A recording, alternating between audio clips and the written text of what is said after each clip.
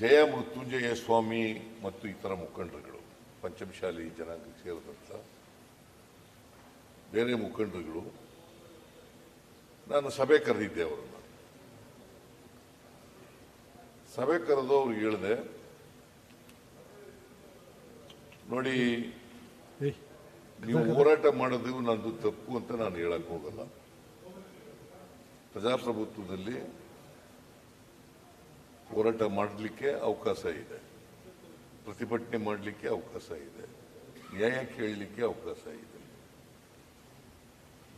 ಅದನ್ನು ಯಾರು ಕೂಡ ಅಲ್ಗಳಿಯಕ್ಕಾಗೋದಿಲ್ಲ, ಅದನ್ನು ಕೇಳಬೇಕು.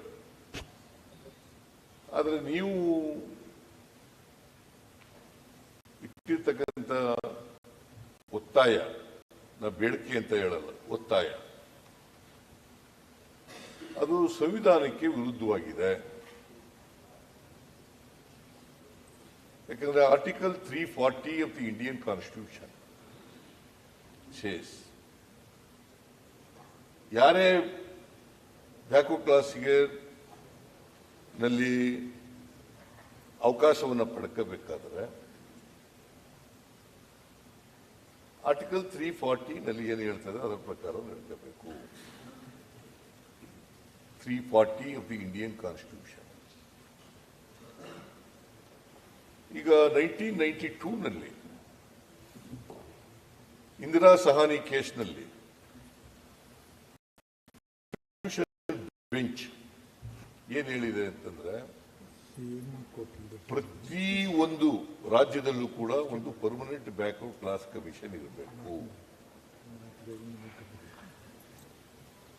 ಮತ್ತೆ ಕೇಂದ್ರದಲ್ಲೂ ಕೂಡ ಬ್ಯಾಕ್ವರ್ಡ್ ಕ್ಲಾಸ್ ಕಮಿಷನ್ ಇರಬೇಕು. 1992 ನಲ್ಲಿ ಇಂದಿರಾ ಸಹಾನಿ ಕೇಸ್ನಲ್ಲಿ ಸುಪ್ರೀಂ ಕೋರ್ಟ್ನವರು ಕೊಟ್ಟಿರ್ತಕ್ಕಂಥ ಸಂವಿಧಾನದ ಪೀಠ, 9 ಜಡ್ಜ್ಗಳಿರ್ತಕ್ಕಂಥ ಪೀಠ, ಆ ಪೀಠ ಹೇಳಿರ್ತಕ್ಕಂಥದ್ದು,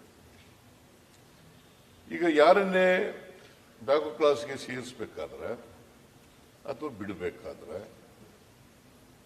ಪರ್ಮನೆಂಟ್ ಬ್ಯಾಕ್ವರ್ಡ್ ಕ್ಲಾಸ್ನವರು ಶಿಫಾರಸು ಮಾಡಬೇಕು. ಪರ್ಮನೆಂಟ್ ಬ್ಯಾಕ್ವರ್ಡ್ ಕ್ಲಾಸ್ನವರು ಶಿಫಾರಸು ಮಾಡಬೇಕು, ಇವ್ರನ್ನ ಸೇರಿಸ್ಕೊಳ್ಳಿ, ಇವ್ರನ್ನ ಬಿಡಿ.